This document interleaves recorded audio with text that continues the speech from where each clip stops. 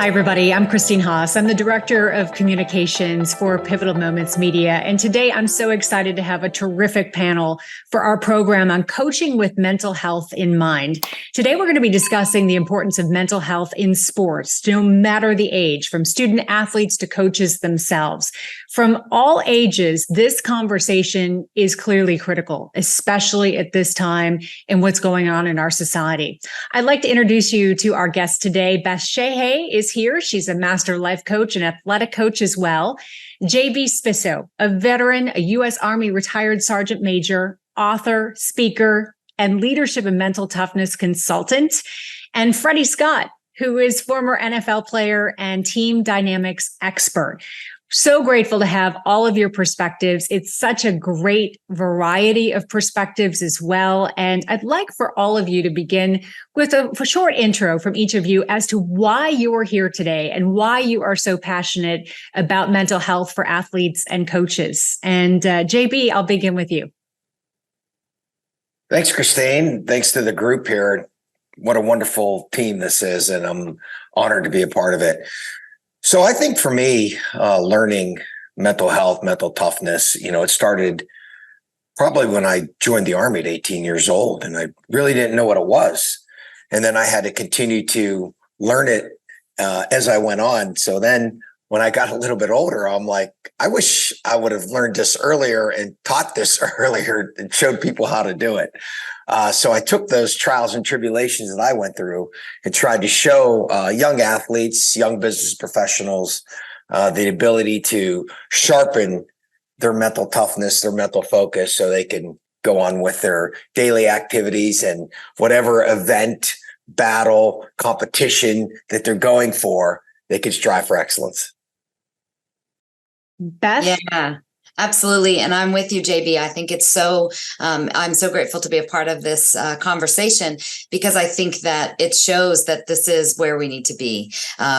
We often look at athletic excellence and how, that brings us to the field or the court. But that excellence is really beyond the boundaries of our body and our talent and our skill. A lot of it really comes back to our mental fitness, and that can't be underestimated anymore. It needs to be in the forefront. It, as JB said, it really does help us with our peak performance by helping us stay motivated, helping us stay focused, gives us clarity, and really does lay the groundwork for us to just simply have an overall well-being, whether we're on the court or field or we're off. And I think the fact that we're having this conversation is essential. It's good. And I think we need more of this. Thanks for having me. Yeah, grateful to have you. Freddie, your thoughts. Why are you here and why are you so passionate? Well, in my world, in football, a lot of times you always talk about having a football team that's mentally tough. And growing up, that always meant, the team that can physically impose their will on the other team.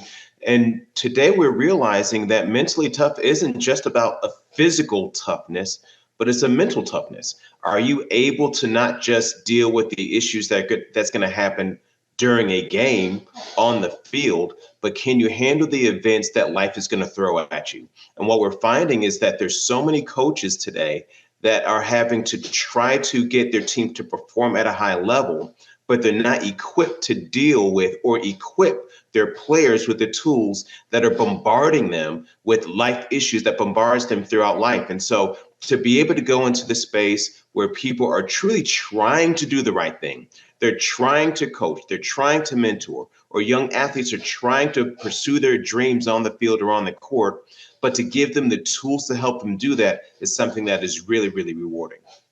What I love so much about all of you being here today and your perspective is that you're all still in it, so to speak. Even Beth, I know you were a collegiate athlete yourself. All of you were athletes, but you're also now working with young and older athletes and coaches. So from your perspective, let's talk about the significance and the prominence of mental health issues right now, no matter the age. JB, I'd love to speak with you first. And why don't you tell us your perspective and how significant this problem is and how important communication is, no matter the age? Well, I'll speak of it first from being a veteran. Veterans, we didn't talk about having mental health issues when we were in special operations or in the military. as a whole, because, we didn't want to lose our job, lose our position. We didn't want to get labeled or stereotyped. So they never really talked about it. And now we're doing a better job, a little bit better, of at least helping veterans cope even while they're still active and while they're retired, to understand that, because that brain is a huge muscle. We work out our body, our legs, our shoulders, our traps. We're doing everything, doing pull-ups, chin-ups, running, and we're not focusing on that brain, that muscle that needs it. And so I think now we're starting to understand that. And same thing with athletics. Freddie can speak of it. When I worked in the NHL, there was a saying that the sports psychologist and I had, that would talk about a particular player and be like, he likes everything about the NHL except playing in the NHL, right? Because it's that difficulty of being there, and once you're there. And I think sometimes we don't, allow even young professionals or players to find that personality of themselves. Now we're getting a little bit better. In professional sports, the players are starting to take back control of what they do. In college sports, it's starting to move that direction. So I think it's important that everybody, as they continue to grow in this whole space, is to understand that everybody's going through some type of adversity, whether they say it or not. They might look fine on the outside, but there's some type of adversity. It's okay to have some type of space where you talk. Let's talk about the necessity of discipline for building strong teams, and then also the challenges that coaches face in fostering those open communication dialogues with their athletes. And that can go for young and old. I'm a mom of a teenager, and I've seen it on the soccer field.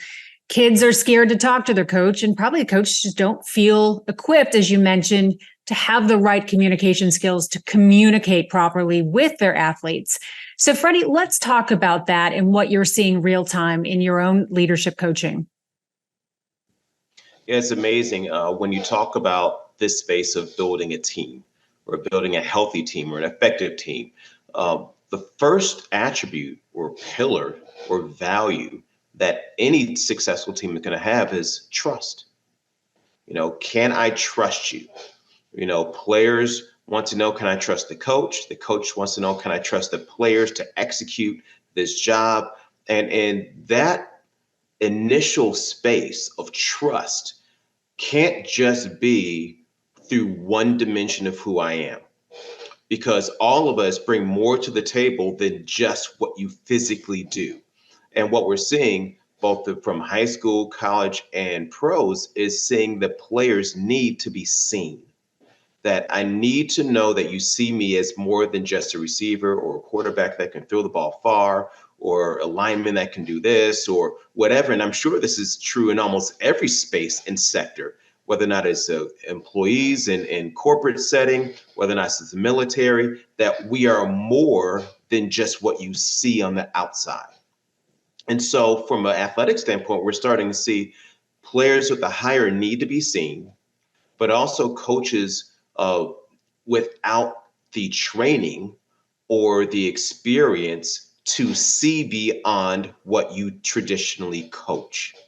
And so to be able to build a space of trust to where a player, if they choose to finally open up, because if you look statistically, and this is just jaw-dropping to me, within athletics, 72 to 74% of African-American children are born to an unwed mother.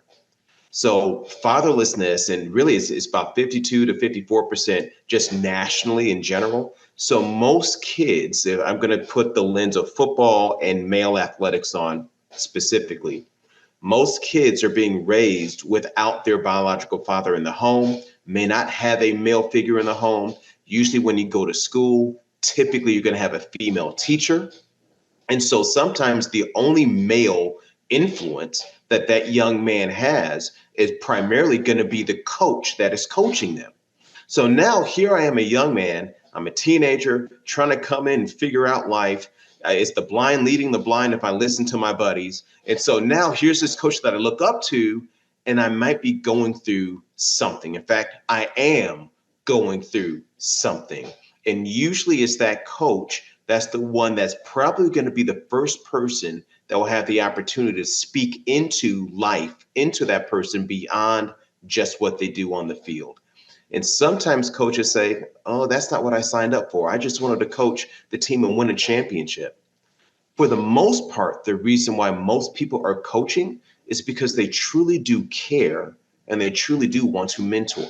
That's the why you're in the space. You love to see young people grow, not just on the field, but off of it. And so one of the first things that we first try to equip coaches to do is understand, what do I need to listen for? We all understand, if I'm coaching a person, when I really know them, I can tell if they're hurt just by watching their body language. I can tell how they run, how they move. I can tell something might be off because I know them enough that I can tell the difference between their healthy run versus an injured run. Well, it's the same thing emotionally, that once I really get to know someone and I'm used to having conversations with them, I'm used to listening to how they normally talk, I'm used to listening to their tone and how they say what they say. All of those things will speak louder than somebody saying, hey, coach, I'm dealing with X, Y, and Z. Usually they will tell you that they're going through something through their body language or through their tone before they actually ask for help.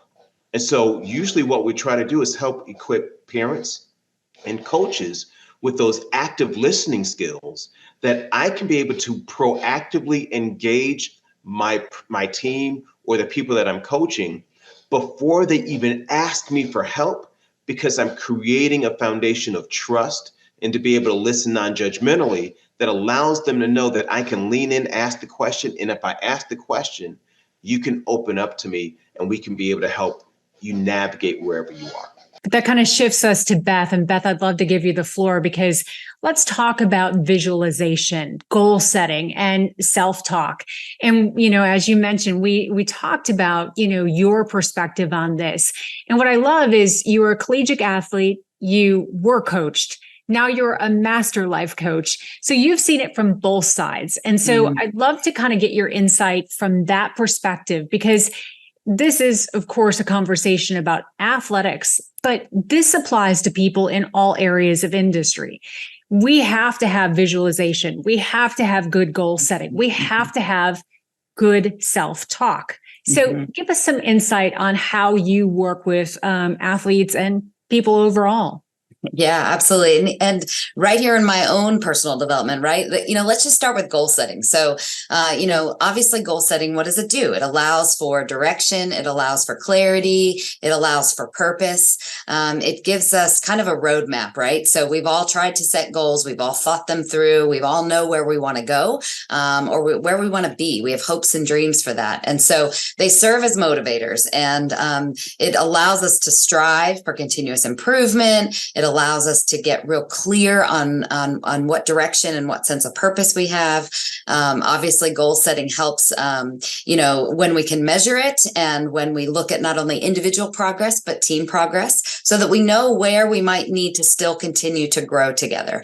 And of course, goal setting helps when we collectively do something as a team, as a pod. It really does create this unified spot. But goal setting is only as good as it can be effective, right? Goal setting in itself, you can set a lot of goals, and we've all done that. But how do we make it happen as individuals and as a team? And two of the ways that you talked about were visualization, which I think is so key, and also self-talk.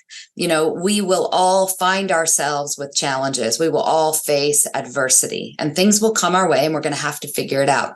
So one of the beautiful things about this concept of self-talk is really what it does for allowing us to be optimistic, for us to be determined, to know that we can take calculated risks and go beyond our comfort zone when we continue to believe in our ability ability and our capability.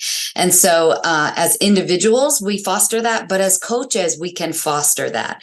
It is amazing how you can predetermine truly successful outcome or outcomes you're not looking for. And it all comes back to how do you prepare yourself mentally through self-talk. So one of the things that it also does is thinking about, it redirects. When you have positive self-talk, when you visualize yourself succeeding, you redirect away from any issues and obstacles, and you look at them more as, how can I have a solution-oriented mindset about this? How can I come up with other possibilities that could be just as true?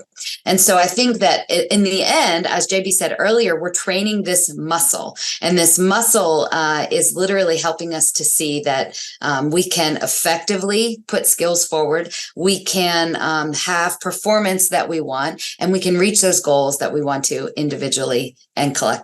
Are you ready to be inspired every single day by people just like you? Gain access to our exclusive content and education, all from Pivotal Moments Media in our online community. It's linked in the description below.